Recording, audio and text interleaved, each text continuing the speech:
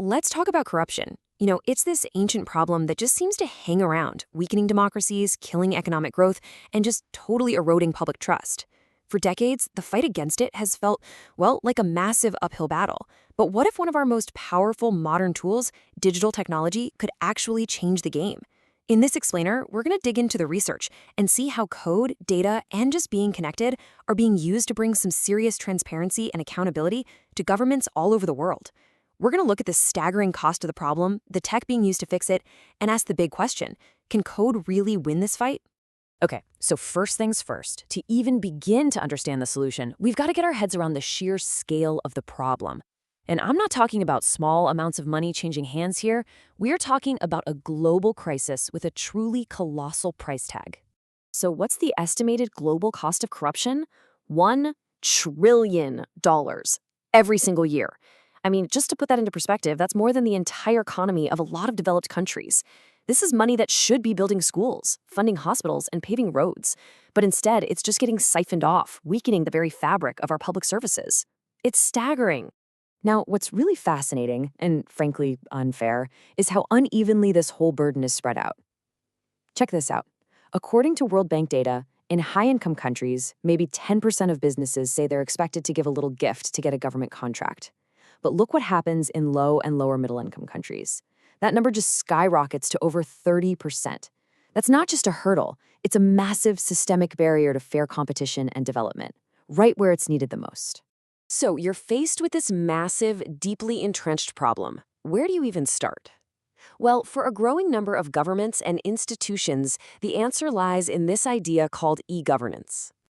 Now, e-governance isn't just, putting a few forms online. You've got to think of it as a fundamental rewiring of the entire relationship between a country and its citizens. It's all about taking these interactions that used to happen behind closed doors and dragging them out into an open, digital space, which basically forces transparency and accountability. So how does it actually work? Well, the anti-corruption power of this stuff, information and communication technology, or ICT, it really boils down to three key things. First, it cranks up the transparency by making everything the government does visible. Second, it automates processes, which cuts way down on the human decisions where bribery can creep in. And third, it boosts accountability because it creates a permanent digital trail for pretty much every single action. Let's zero in on that first point, transparency, because honestly, it's probably the most powerful part of this whole thing. The simple act of making things visible can be like a powerful disinfectant. The really crucial thing here is moving away from these old paper-based systems where everything's hidden. When you digitize budgets, contracts, and payments and put them up on public websites, you get what researchers call downward transparency. So instead of information being locked up at the top, it's designed to flow down to the public. This empowers regular citizens and watchdog groups to see exactly what's happening with their money. This quote from the World Bank just captures the potential perfectly. This isn't just about data, it's about rebuilding trust. Right? Imagine being able to follow the money from the national budget all the way down to the new clinic in your town. That's how you build confidence that the government is actually keeping its promises.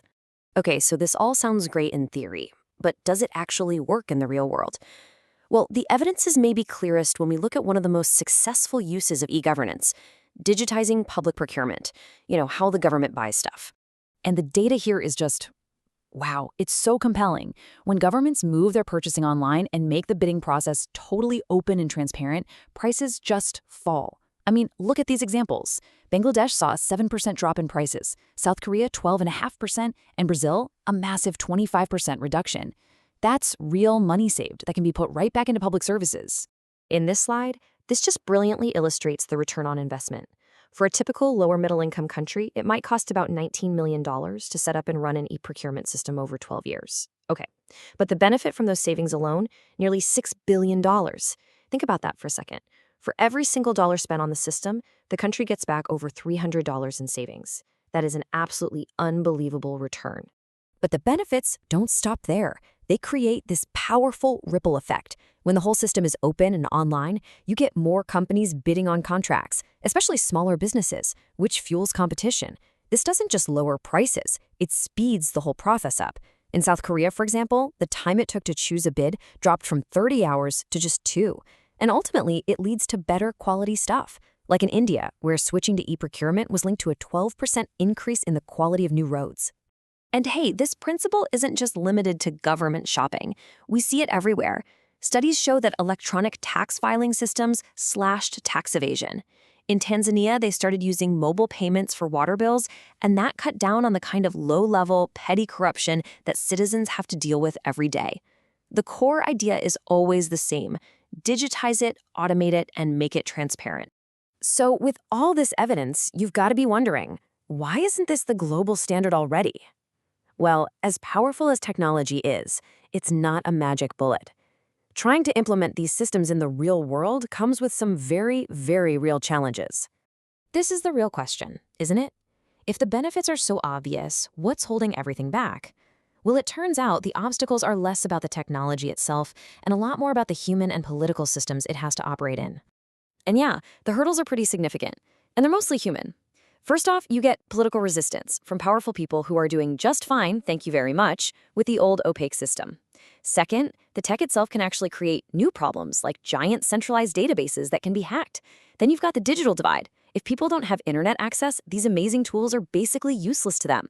And maybe the most important thing of all, the tech is only as good as the laws that support it. Without a strong rule of law, it's really just fancy code. But despite all those challenges, the push forward is definitely continuing, and there are some emerging technologies that offer even more powerful tools for transparency. So the next frontier could be technologies like blockchain. The easiest way to think about it is like a digital notebook, where once a page is written, it can never, ever be erased or changed by anyone. It's copied across tons of computers, which makes it totally tamper-proof. For governments, this could mean creating public records for things like land ownership or budgets that would be impossible to secretly alter. And this isn't science fiction either. The World Bank is already testing this out with something they call their Funds Chain Pilot. This system uses blockchain to allow real-time tracking of money for development projects, making sure that cash flows right from the donor to the person who needs it, with full transparency every step of the way. So what's the big takeaway here? The tools to build a more transparent, more accountable world aren't some sci-fi dream anymore. They're literally in our hands. Digital systems can shine a bright light into the darkest corners of government operations. The technology can open the books for every single one of us to see. But the real challenge moving forward, it isn't about the code, it's about political will. And it's about our collective demand as citizens to actually use these tools. Technology can make government transparent. The real question is, are we ready to look?